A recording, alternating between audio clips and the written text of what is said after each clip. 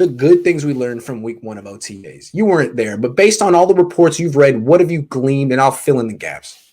Yeah, I would say the 3 things that stood out to me was McGlinchey's weight. And we saw that from pictures right away. That's a great thing. It tells me that he took the offseason very seriously and he's doing what he needs to do to turn around a bad season, frankly. Mm-hmm. I would say number 2 is Jimmy looking good. I mean, Jimmy is not known to be the best player in practice. You've talked about it many times. So the fact that he can come out, I know it's practice 1. Again, it's May, but he has a young kid breathing down his neck for that starting job. And he's heard all offseason about, is he going to be traded? Now he's got a kid coming in to replace him. Like everything that could have gone wrong in the offseason absolutely did. And for him to come in, be confident, look good in those limited times that you saw him, that's a good thing to look forward to. Yep. And then I would say this too, team camaraderie. You talk about a team. A lot of these teams are opting out of these OTAs. This team showed up in full force. Everybody that could participate that's not rehabbing was there. Mm-hmm. Even guys like Fred Warner, who are looking for new contracts, could get injured and ruin his whole career. He's there. Not only is he there, but he's participating in every drill. That tells me I mean, Alex Mack didn't do that. Trent Williams didn't do that. George Kittle didn't do that. Fred Warner, gotta love him.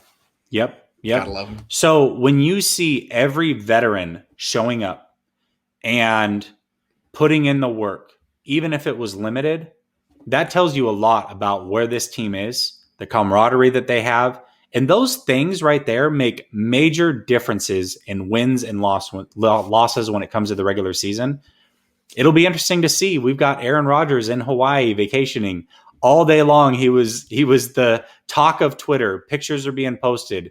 He's not showing up. What is the psyche of that team, right? I know the psyche of the 49ers is in a really, really good place, and I love to see it. That's a great answer. I only got little things that I saw that haven't been reported on, just little impressions. One of the things I like to do in May is see whose body's changed. Like, who's in better shape, who's in worse shape. A few years ago, I called Aaron Lynch being 20 pounds overweight. People disputed it until he admitted it on his own. I saw that. I was like, that dude is fat. So PHAT either. No baby fat. That is so anyway. Last year, a couple of years ago, I called that Fred Warner totally rebuilt his body, looked big. 2 guys that I thought looked different. Okay. First, Jason Barrett. I've never seen healthy, strong, in shape Jason Barrett at this part of the year. He looks great.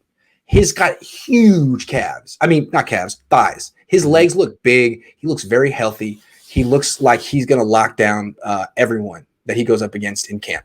So it's good to see Jason Barrett looking like full speed for the first time ever in an offseason. And Ross Dwelley looks yoked. I never thought I'd see him like this, but he looks like a different dude. Yeah. So 2 guys that are noticeably different, have noticeably changed their bodies.